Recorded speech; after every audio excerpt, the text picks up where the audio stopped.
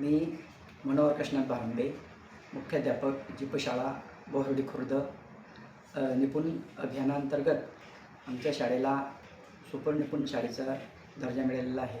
Sir, आपल्या शाळेला एक चांगल्या प्रकारचा सुपर निपुण शाळेचा दर्जा मिळालेला आहे आणि एक आपल्यावरती एक अभिनंदनाचा वर्षाव आणि कौतुकाची थाप आपल्याला मिळते. काय सांगणार याच्या संदर्भात?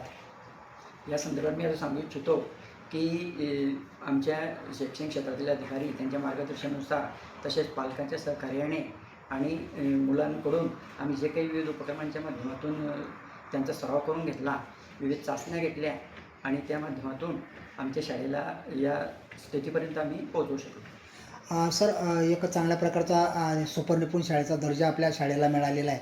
तर आता तुमचं फ्युचर म्हणजे भविष्यामध्ये तुमचा ड्रीम काय राहणार आहे, संकल्प काय राहणार आहे? संकल्प असा आहे की बुवा आमच्याकडे तळागाळातलेच मुलं असतात जनरली जीपशाळांमध्ये. त्यामुळे आम्ही पुढे सुद्धा आमचा हा दर्जा टिकवून ठेवण्याचा प्रयत्न करू आणि इतरांना देखील प्रेरणा मिळेल अशी अपेक्षा बाळगू. बरं सर, आपल्याला आपल्या शाळेला सुपर निपुण शाळेचा दर्जा मिळालेला आहे.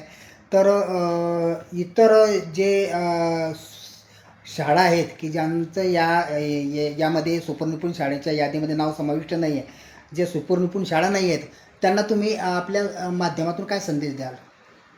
इतर शाळा ज्या आमच्या सहकारी शाळा आहेत त्यांना आम्ही आमच्या या निपुण अभियानासंदर्भात निपुण होण्यासाठी आम्ही जे काही उपक्रम राबवले ते सुद्धा ते राबवतच आहेत.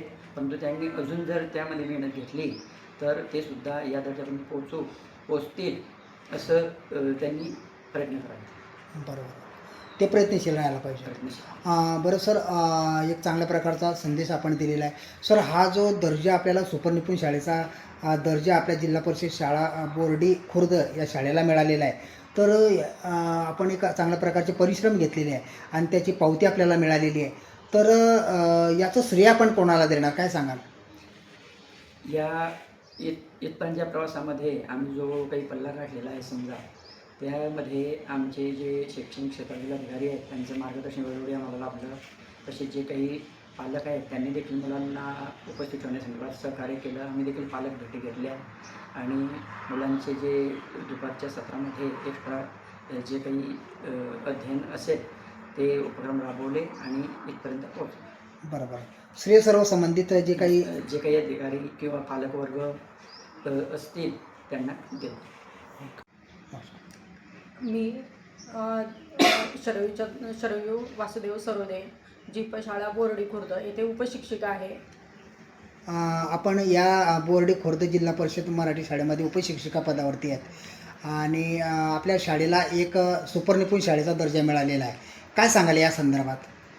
आमच्या शाळेमध्ये अध्यापनामध्ये जे विद्यार्थी मागे आहेत त्या विद्यार्थ्यांना आम्हाला ज्या स्तरापर्यंत त्या विद्यार्थ्यांना न्यायचं होतं, स्तराशी संबंधित आम्ही भाषिक उपक्रम घेतले. ते उपक्रम घेण्यासाठी आम्ही भाषापेठेतील साहित्य, हाताने बनवलेलं साहित्य यांचा वापर करून जे विद्यार्थी मागे होते अध्ययन स्तरामध्ये त्यांचा तो स्तर उंचावण्यासाठी प्रयत्न केले.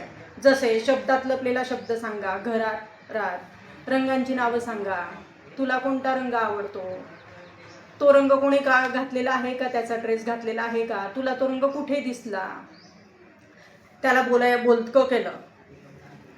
मग त्याला रंगांची नावं समजली. तसेच त्याला फळांची नावं, पक्ष्यांची नावं, प्राण्यांची नावं, यमक जुळणारे शब्द,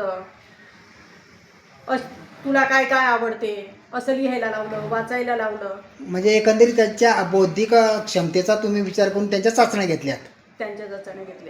बरं, पण इथपर्यंत अजून कशा प्रकारे मजल मारली आपण?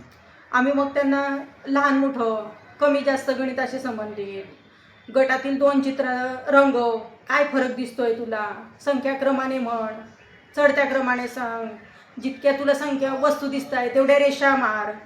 आपण दोन वस्तू एकत्र केल्या म्हणजे बेरीज होते, त्यातील एक 2 वस्तू काढली म्हणजे वजाबाकी होते असे समजावून सांगितले. नाणी, नोटा यांचा वापर आपण कसा करतो दुकानामध्ये, त्यावरून त्यांना संख्यांची नावं, संख्यांची अक्षर, किमती ह्या समजावून सांगितल्या.